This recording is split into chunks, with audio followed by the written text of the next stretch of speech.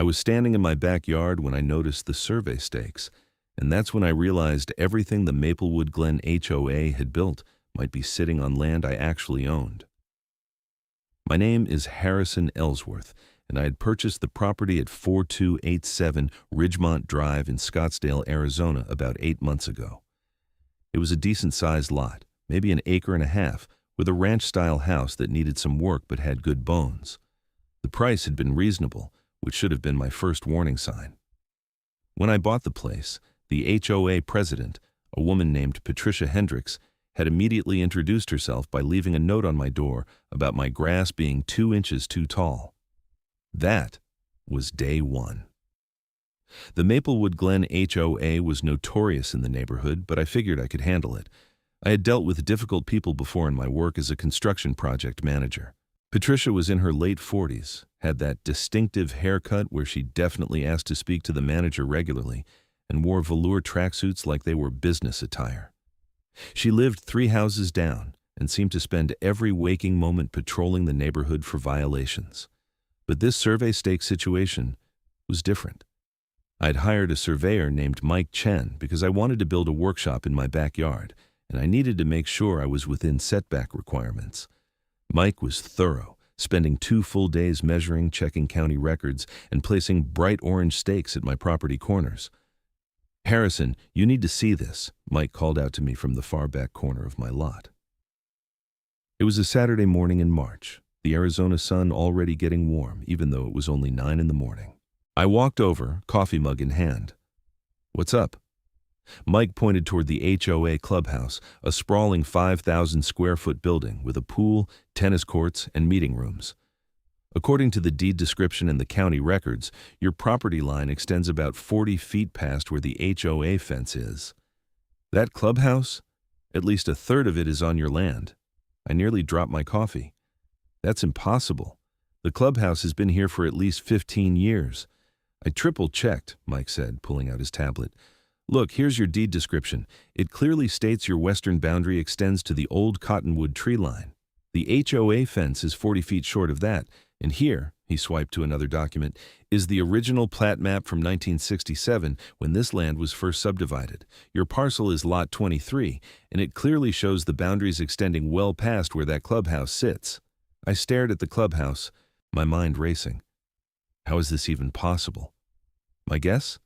Someone made an error years ago when they built the clubhouse. They probably assumed the fence line was the property boundary without doing a proper survey. Or maybe they did do a survey and just ignored it, hoping no one would ever check. "This is going to be a nightmare," I muttered. Mike packed up his equipment. "I'll have the full survey report ready by Wednesday. You'll want to get a real estate attorney involved before you talk to the HOA." That week felt like the longest of my life. I kept staring out my back window at the clubhouse, watching HOA members come and go, completely oblivious that they were trespassing on my property every single day. Patricia drove by my house at least twice daily, probably looking for new violations to cite me for. On Thursday morning, I had the full survey report, and I had scheduled a consultation with an attorney named David Morrison who specialized in property disputes. His office was in downtown Scottsdale, in one of those modern glass buildings that screamed expensive legal fees. David was about 60, with gray hair and the calm demeanor of someone who had seen everything.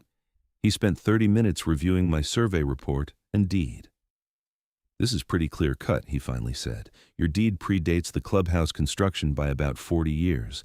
The property description is unambiguous. The HOA built on your land without permission or any apparent legal right." "What are my options?" I asked. Several. First, you could demand they remove the structure from your property. Second, you could negotiate an easement or sell them that portion of land for fair market value. Third, you could sue for trespass and damages. Arizona law is pretty favorable to property owners in these situations. "I don't want to be unreasonable," I said. "I'm not trying to destroy the neighborhood amenity, but Patricia and the HOA have been making my life miserable since day one over petty nonsense." David leaned back in his chair. "My advice? Approach them professionally with the survey results. Give them a chance to negotiate reasonably. If they're difficult, we escalate. But document everything from this point forward. I scheduled a meeting with the HOA board for the following Tuesday evening. They held their meetings in the clubhouse, which gave me a certain ironic satisfaction. I brought my survey report, my deed, and David came with me as my attorney. The meeting room was set up with a long table where the 5 board members sat. Patricia was in the center as president. To her right was Carl Dunmore, the vice president, a retired accountant who looked perpetually annoyed. Next to him was Sharon Yang, the treasurer, who seemed like she might be reasonable. On Patricia's left were 2 other members, Margaret Walsh and Tom Schneider, who mostly just nodded along with whatever Patricia said. About 20 other HOA members sat in chairs arranged in rows, there to observe. The meetings were open to all residents. "Mr. Ellsworth," Patricia began, her voice dripping with false pleasantness, "we understand you've requested time to address the board. Please keep it brief. We have actual business to conduct." I stood up, and David handed me the survey report. I recently had my property surveyed for a construction project. The survey revealed something significant. According to both my deed and county records, my property line extends approximately 40 feet west of where the current HOA fence is located. This means that a substantial portion of this clubhouse is actually built on my private property. The room went completely silent. Patricia's face went through several shades of red before settling on purple. "That's ridiculous," she sputtered. "This clubhouse has been here for 15 years. Your property clearly ends at the fence line." "I have the survey right here," I said, walking forward to hand her a copy. "I'm also happy to provide copies of my deed, which predates the clubhouse by several decades. My attorney is here as well." David stood. "I'm David Morrison. I've reviewed all the relevant documents. Mr. Ellsworth's property claim is legally sound. The clubhouse, or at least a third of it, including the pool equipment room, part of the pool deck, and 1 tennis court, sits on his parcel." Carl snatched the survey report from Patricia. His accounting background must have helped him read plat maps because he went pale. "This is accurate. I remember there was some confusion when they built this place, but I wasn't on the board then." "Let me see that," Patricia demanded, grabbing it back. She stared at it like she could change reality through sheer force of will. "Even if this is true, which I'm not conceding, we've been using this land for 15 years. That gives us rights." David shook his head. "Arizona requires 20 years of continuous, open, and notorious use for adverse possession claims. The clubhouse is only 15 years old. You don't meet the statutory requirement." Margaret raised her hand timidly. "What do you want, Mr. Ellsworth?" "I want to negotiate a reasonable solution," I said. "I'm not trying to force you to tear down the clubhouse, but I've been fined 6 times in 8 months for violations like my trash cans being visible from the street for more than 2 hours and my mailbox being the wrong shade of black. Meanwhile, you've been trespassing on my property for years. I think some mutual respect is in order." Patricia stood up abruptly. "This is extortion. You're trying to blackmail the HOA because you don't want to follow simple rules." "This isn't extortion," David said calmly. "This is a property owner asserting his legal rights. Mr. Ellsworth has been more than patient. He could have simply filed a lawsuit without this courtesy meeting." "Get out," Patricia said. "This meeting is over." "Actually," Carl said, "we need to hear him out. If this is true, we could be facing a serious legal problem." "I'm the president, and I'm adjourning this meeting," Patricia declared. Sharon spoke up. "Patricia, we need to take this seriously. If we ignore it, we could be liable for damages."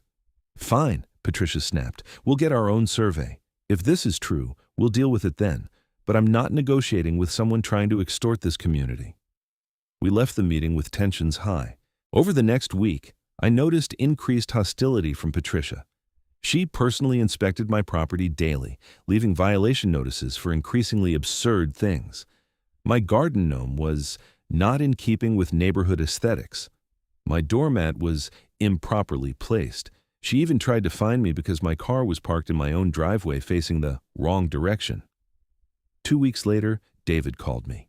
The HOA had their own survey done. It confirms ours. Their attorney reached out. They want to meet.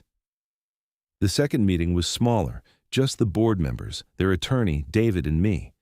Their attorney was a woman named Lisa Rothman, who looked like she was already tired of Patricia. "My clients have confirmed that a portion of the clubhouse structure is indeed on Mr. Ellsworth's property," Lisa began. "We're prepared to discuss options." We're willing to offer an easement payment of $5,000 for permanent use of the land, Patricia announced like she was doing me a favor. David actually laughed. That's insultingly low. We're talking about approximately 6,000 square feet of prime Scottsdale real estate that your clubhouse occupies. The land value alone is around $300,000. Add in the 15 years of unauthorized use, and we're looking at a much larger number. Carl looked sick. We don't have that kind of money in reserves. Then perhaps we should discuss other options, I said. I want all fines against me from the past 8 months reversed and refunded.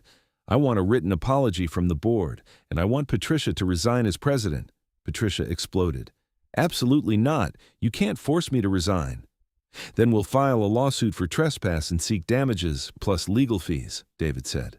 We'll also file a restraining order against Ms. Hendricks for harassment, given her behavior over the past weeks. Lisa put her hand on Patricia's arm. Let's take a break. I need to consult with my clients privately. We stepped outside the meeting room into the hallway. I could hear raised voices through the door, Patricia's loudest among them. They're in a bad position, David said quietly.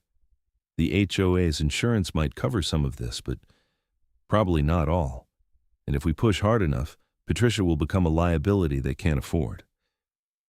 20 minutes later, we were called back in. Patricia was gone. Carl spoke, looking exhausted. Patricia has temporarily stepped away from the meeting. Here's our counteroffer.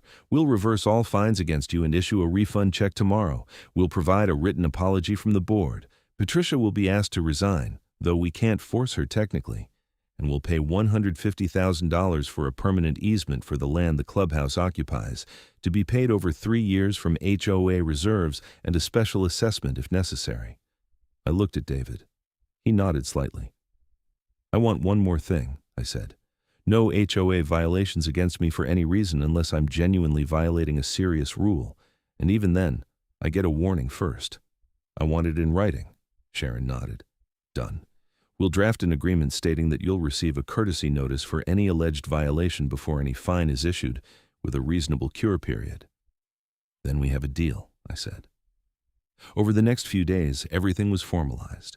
I received a check for $1,847 representing the fines I had paid, plus interest. The board issued a written apology acknowledging the error and my patience. Patricia did not resign immediately, but the writing was on the wall. Then, things got weird. A week after the agreement was signed, I received an anonymous letter in my mailbox. It was made from cut-out magazine letters like some noir movie. Check the HOA financials. Patricia is stealing. I almost threw it away, figuring it was just neighborhood drama, but something made me hold on to it. 2 days later, another letter arrived, this time typed. Patricia has been faking invoices for clubhouse repairs and pocketing the money. Check the reserve account, I called David. I'm getting weird anonymous letters about HOA financial fraud. Do you want to get involved in this? He asked. Not really, but if Patricia is actually stealing from the HOA, that affects everyone in the neighborhood, including me. David was quiet for a moment. Forward the letters to me. Let me make some discreet inquiries. While David looked into it, Patricia was ramping up her behavior in bizarre ways. She started parking her car on the street in front of my house, just sitting there for hours. She would walk her dog past my property 6, 7 times a day, always staring at my house. I documented everything with photos and videos. Then, about 3 weeks after the easement agreement was signed, Carl called me directly. Harrison, I don't know who to trust right now, but I need to show you something. Can you meet me at Starbucks on Indian School Road? 30 minutes later, I was sitting across from Carl in a corner booth. He looked like he had not slept in days. Uki, I started looking at the HOA financials. After Sharon mentioned something seemed off, he said, sliding a folder across to me. Patricia has been submitting false invoices for clubhouse maintenance for at least 3 years. She created a fake company called Desert Property Services. The invoices look legitimate, but I called the phone number listed. It's a disposable cell phone. The business address is a UPS store mailbox. I opened the folder. There were dozens of invoices, each for amounts between $3,000 and $8,000, for things like pool repair, HVAC maintenance, and landscaping work. How much total? I asked. Over $200,000, Carl said. Maybe more. I'm still going through records. Sharon and I confronted Patricia this morning. She denied everything, then she left and we haven't heard from her since. You need to file a police report, I said. I know. Sharon is doing that right now. But I wanted you to know because this whole mess started when you discovered the property line issue. If you hadn't pushed back, we never would have looked closely at anything. Patricia ran this HOA like her personal kingdom for 5 years. That evening, 2 detectives from the Scottsdale Police Department showed up at Patricia's house.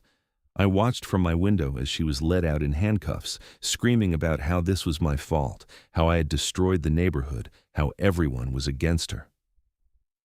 The investigation moved quickly. Patricia had been sloppy, probably because she never expected anyone to check her work. The fake company, the forged invoices, the bank account in her name where the HOA checks were deposited, it all came together within days. The HOA held an emergency meeting where Carl and Sharon explained everything to the members. The mood was angry and shocked. Patricia had not just stolen money, she had betrayed the trust of 200 families. The police estimate she stole approximately $237,000 over 4 years, Sharon said, her voice shaking.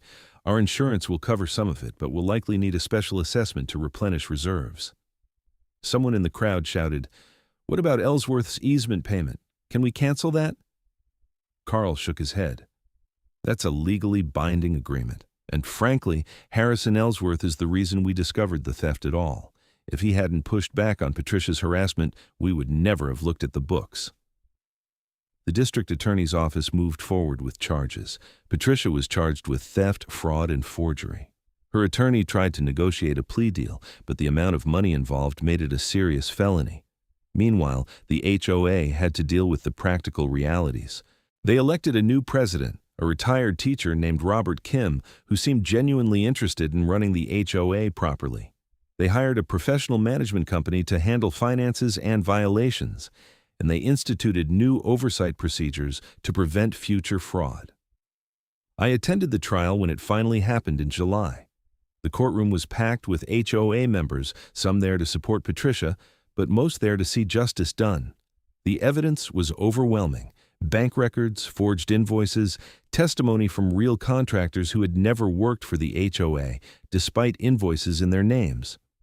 Patricia's attorney tried to argue that she had used some of the money for legitimate HOA purposes and just failed to document it properly.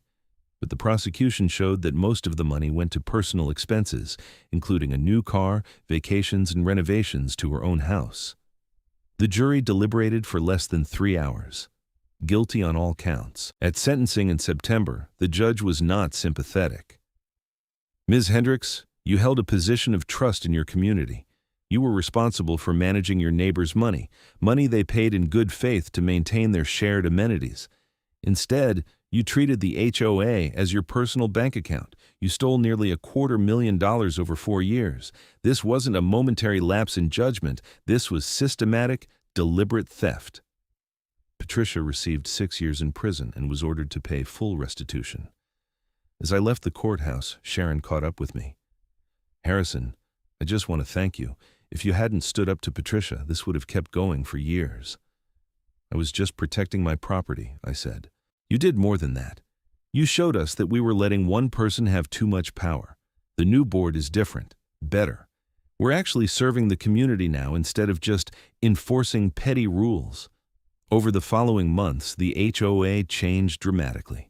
The new board relaxed many of the more ridiculous rules.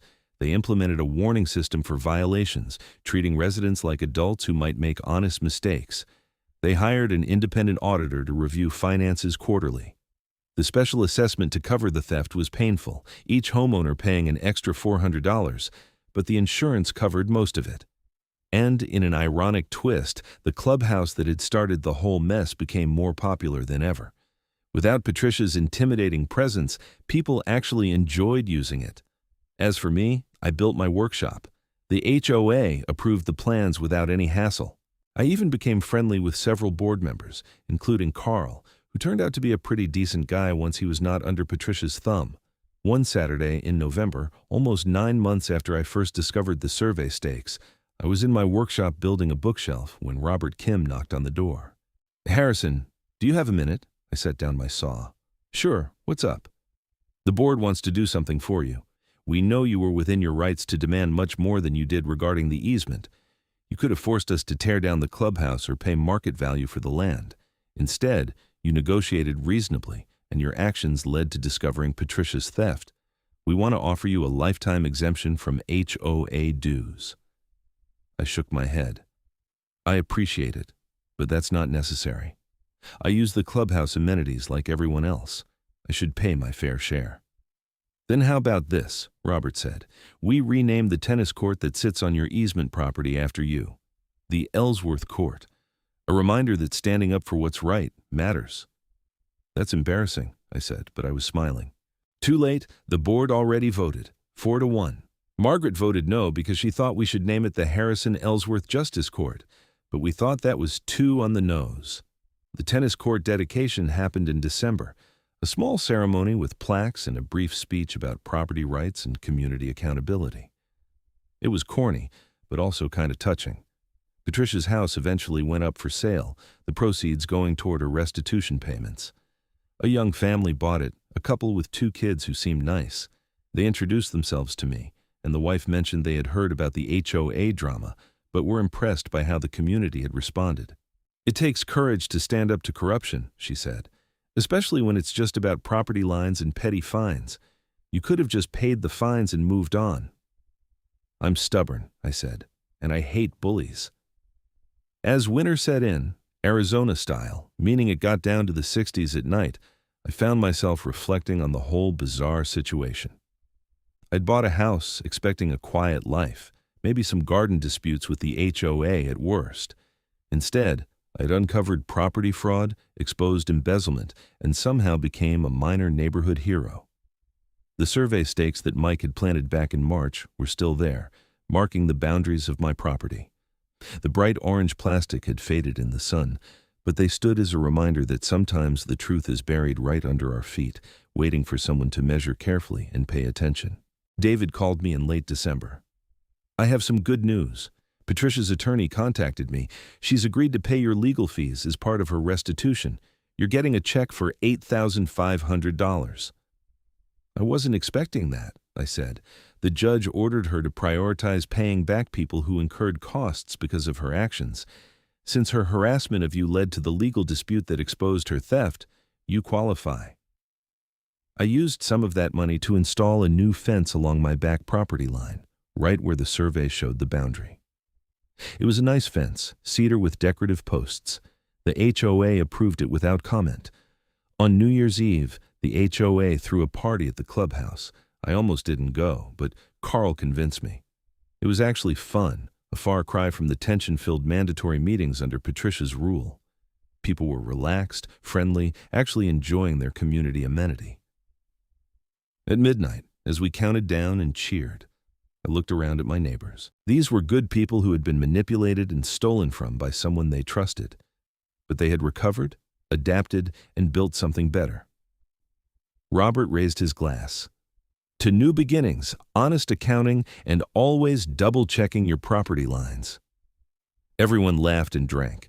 Later, as I walked home under the clear Arizona sky, I thought about how strange life could be. A simple survey for a workshop had unraveled years of fraud and changed an entire community. It reminded me that small acts of standing up for yourself could have ripple effects you never anticipated. My house looked peaceful in the moonlight, my property extending all the way back to those old cottonwood trees that had marked the boundary line for decades. The clubhouse lights were still on, casting a warm glow over the pool and tennis courts. The Ellsworth Court, they called it now. I still thought that was ridiculous, but it made me smile. I had moved to Scottsdale, looking for a fresh start after a divorce, wanting peace and quiet. Instead, I got HOA drama, legal battles, a criminal investigation, and a tennis court named after me. Life rarely goes according to plan. But as I unlocked my front door and stepped into my house on my properly surveyed land, I felt satisfied. Sometimes standing your ground, literally and figuratively, was exactly the right thing to do. The next morning, I started planning my workshop projects for the new year. I had plenty of space, no HOA harassment, and a community that had learned valuable lessons about accountability and respect. Patricia was in prison, serving her sentence. The HOA was recovering financially and functionally. And I was building bookshelves, all because I hired a surveyor and paid attention to some orange stakes in my backyard. In February, I got a letter from Patricia. It was forwarded through her attorney, who probably read it first. It was handwritten, and surprisingly, it was an actual apology. "Mr. Ellsworth," it began, "I'm writing this from prison, which gives me a lot of time to think about my actions. I want you to know that I don't blame you for what happened to me. I blame myself. When you challenged me about the property line, my first instinct was to attack rather than admit there might be a problem. I'd been stealing from the HOA for years, and I think part of me was always waiting to be caught. When you stood up to me, I panicked. I made everything worse. The harassment, the petty fines, all of it was me trying to maintain control when I knew my house of cards was falling. You were right to push back. You were right to hire an attorney. You were right about everything. I'm sorry for what I put you through. I'm sorrier for what I did to the community. I hope the HOA is doing better without me. I hope you're able to enjoy your home now. I hope someday I can become a person who doesn't lie and steal from people who trusted me. That's all. I don't expect forgiveness. I just wanted you to know that I understand what I did was wrong. Patricia Hendricks." I read the letter twice. It seemed genuine, not something her attorney had crafted for legal purposes. I wasn't sure what to do with it. I ended up showing it to David, who read it carefully. "She's probably going through therapy or a prison program that requires making amends, but it seems sincere enough." "Should I respond?" I asked. "Only if you want to. You don't owe her anything." I thought about it for a few days. Finally, I wrote a brief response. "Patricia, thank you for your letter. I accept your apology. I hope you use your time to truly change. The HOA is doing well. The community is healing. I wish you the best in your rehabilitation. Harrison Ellsworth." I never heard back from her, but that was fine. That chapter was closed. Spring came to Scottsdale, which meant the temperature climbed back into the 90s and everyone's pools opened for the season. The HOA had used some of the insurance money to renovate the pool area, adding new furniture and updated lighting. It looked great. I started using the pool regularly, swimming laps in the early morning before work. It was peaceful, therapeutic. Other residents would nod at me, and we would chat about normal things like work and weather and weekend plans. No one mentioned property lines or theft or any of the drama. Carl and I became actual friends. We played tennis on the Ellsworth court twice a week, and he was gracious enough not to beat me too badly. He told me stories about the neighborhood before Patricia had taken over, when the HOA was just a boring administrative necessity rather than a source of stress. "She changed gradually," he said one day after a match. "When she first joined the board, she was enthusiastic and organized. Then she became president, and something shifted. The power went to her head. By the time she started stealing, she already thought of the HOA as her personal domain." "Classic corruption story," I said. "Power plus opportunity minus accountability." "Exactly. That's why the new board has checks and balances. No one person controls the finances. No one person can issue fines without review. We learned our lesson." In April, I finally finished my workshop projects. I'd built bookshelves, a coffee table, and a small desk. I gave the desk to Sharon as a thank you for supporting me during the initial board meeting. She cried, which made me uncomfortable, but she explained that her husband had died 2 years earlier and he had been a woodworker. "He would have liked you," she said. "He hated Patricia's power trips too. He used to joke about running for the board just to vote against her on everything." Life settled into a pleasant routine. Work, home, workshop, tennis with Carl, occasional HOA social events. It was the quiet life I had originally wanted when I moved to Scottsdale. In June, I started dating someone, a woman named Rachel, who taught art at a local community college. She thought the whole property line story was hilarious. "You mean you accidentally discovered you owned part of a clubhouse because you wanted to build a shed?" she asked, laughing. "Workshop, not shed. There's a difference." "Sure there is," she teased. Rachel liked the neighborhood. She came to the HOA summer barbecue with me, and she charmed everyone. Robert joked that I should bring her around more often because she made me seem more human. He has a reputation as the guy who took down the HOA president, Robert explained to Rachel. Very intimidating. Harrison? Intimidating? Rachel laughed. He apologizes to furniture when he bumps into it. Everyone enjoyed that story at my expense. As summer blazed on, the HOA continued its transformation. They installed solar panels on the clubhouse roof, using grant money and a special energy program. They created a community garden where residents could grow vegetables. They organized movie nights by the pool. It felt like an actual community now, rather than a dictatorship enforcing arbitrary rules. In August, the local newspaper ran a story about HOA fraud in Arizona, and they interviewed me as part of it. The reporter was a young woman named Kelly who was doing a series on HOA abuses. Your case is interesting because you weren't even trying to expose the fraud, she said.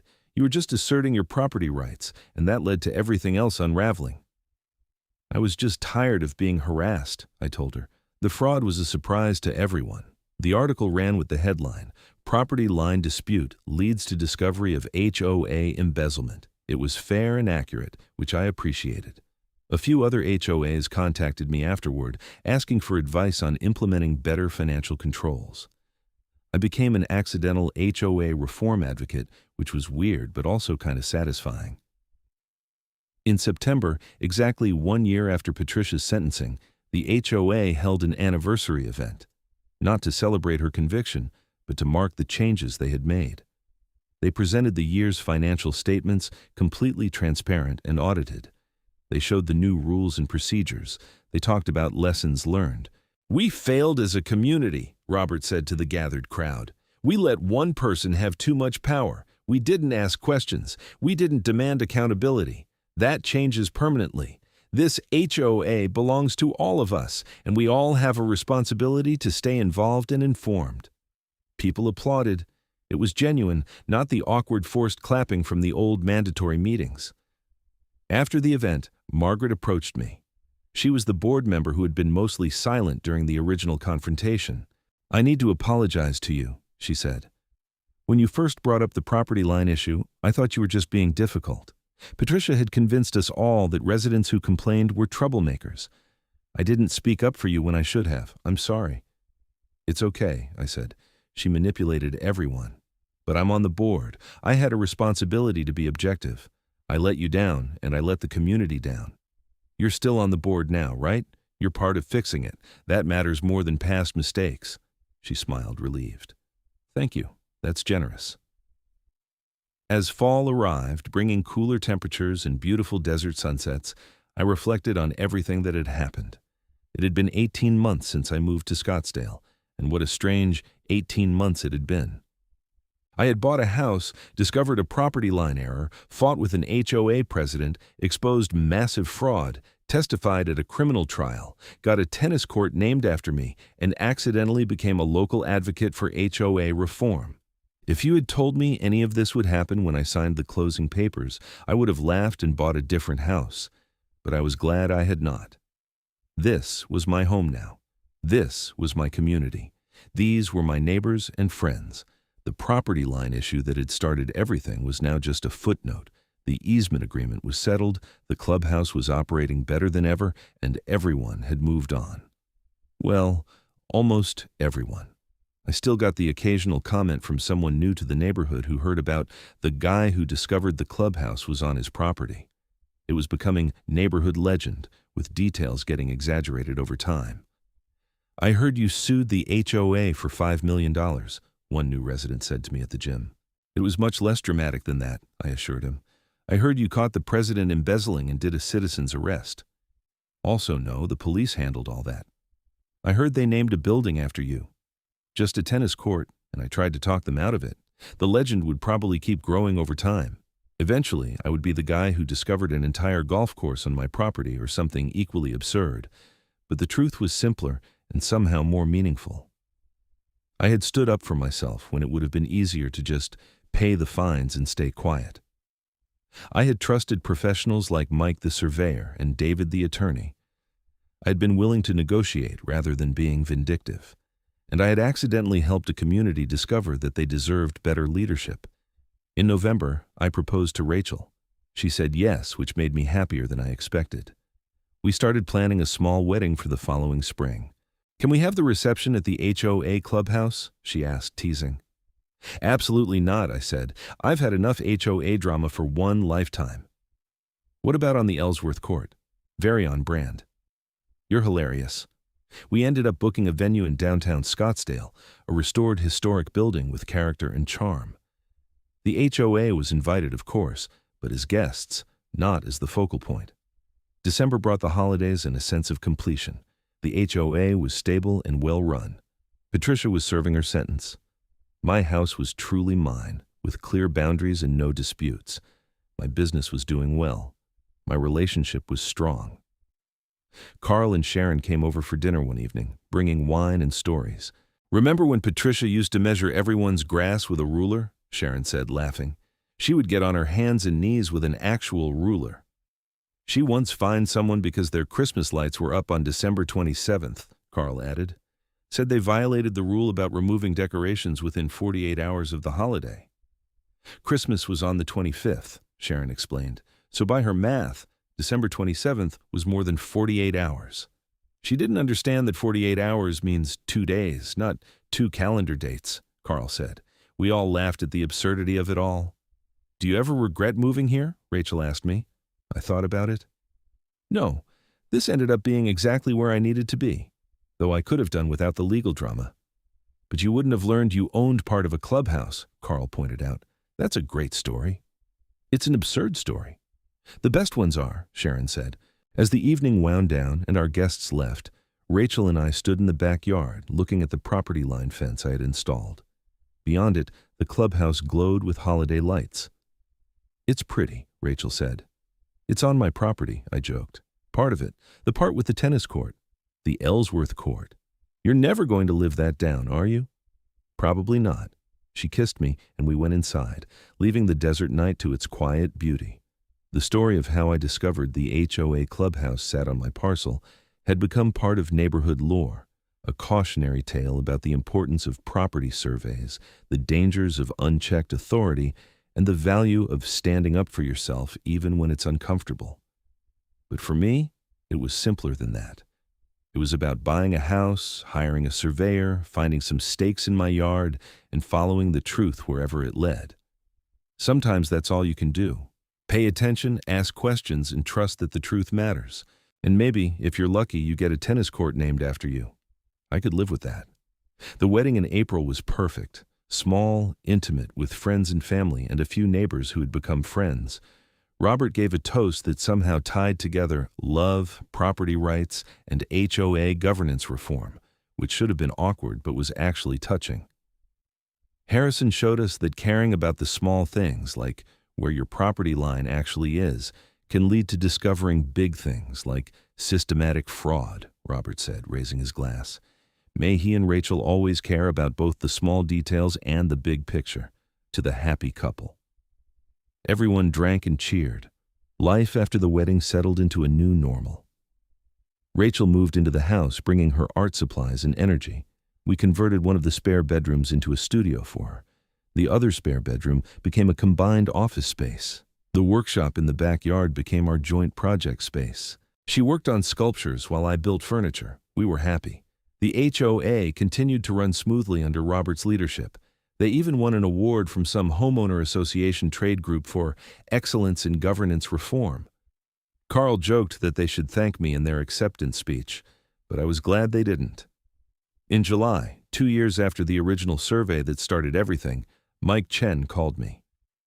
"Hey Harrison, I'm doing a presentation at a surveying conference about interesting property disputes. Can I use your case as an example?" "Sure, but please keep my name out of it.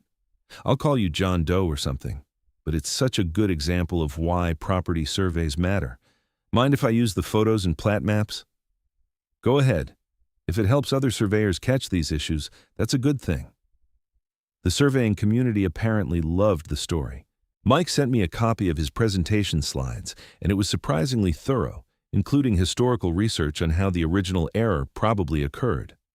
Based on available records, one slide read, the HOA likely relied on fence lines and visual estimates rather than conducting a proper survey when planning the clubhouse. This resulted in a significant encroachment that went undetected for 15 years until the property owner commissioned a boundary survey.